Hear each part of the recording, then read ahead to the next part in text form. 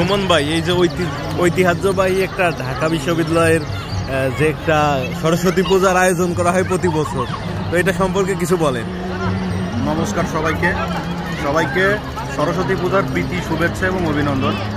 আসলে এই জগন্নাথ হল এটা অ্যাকচুয়ালি একটা ঐতিহাসিক মাঠ বলা চলে, কারণ দীর্ঘ অনেক বছর ধরে এই পূজাগুলো হয়ে আসতেছে এবং ভবিষ্যতেও যতদিন বাংলাদেশ থাকবে এই মাঠে এভাবে পূজা উদযাপিত হবে, কারণ এটা অনেক স্মৃতি, এজন্য এটা অনেক পুরাতন একটা ঐতিহ্য।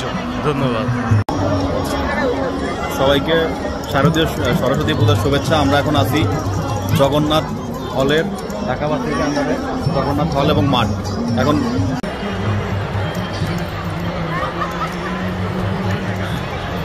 আজকের এই জাগতিক এবং স্মরণীয় ঐতিহাসিক পূজা উপলক্ষে অভিজিৎ ভাই কিছু বলো। আসলে আমার বলার কিছু নাই, যা বলার আমার বড় ভাই বলেছিল, তারপরে একটু না বললে না হয়। এটা কিন্তু বাংলাদেশের ভিতর সবচেয়ে বৃহৎ একটি সরস্বতী পূজার আয়োজন করা হয় এইখানে, এবং এটা ঢাকা বিশ্ববিদ্যালয় জগন্নাথ হলে। এখানে প্রতিমা আছে কত ৭৫টা এরকম, আজকে গতবার ছিল ৭৪টা। প্রতি বছরের ন্যায় এখানে কিন্তু একটা বৃহৎ সরস্বতী পূজার আয়োজন করা হয়। তো আপনাদের যদি কারো সময় হয়, প্লাস আপনাদের এখানে এসে দেখা উচিত। আচ্ছা, এই ইয়ালা পাঁচতলা সৌরভ, কি অবস্থা? তো ভালোই। আমি একটা কথাই বলবো, সেটা কি জানেন দাদা? সরস্বতী পূজা দেখতে আইসা অনেক লক্ষ্মী দেখতেছি আর কি। ইয়ালা পাঁচতলা দাদা,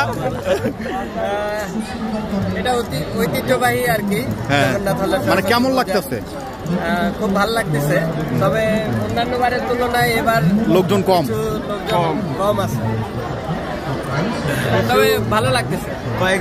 এখন বিষয়টা হলো যে আমরা শুধু সরস্বতী পূজাও দেখি না, সরস্বতীও দেখেছি, জীবিত সরস্বতী দেখছি এবং অনেক ভালো লাগছে।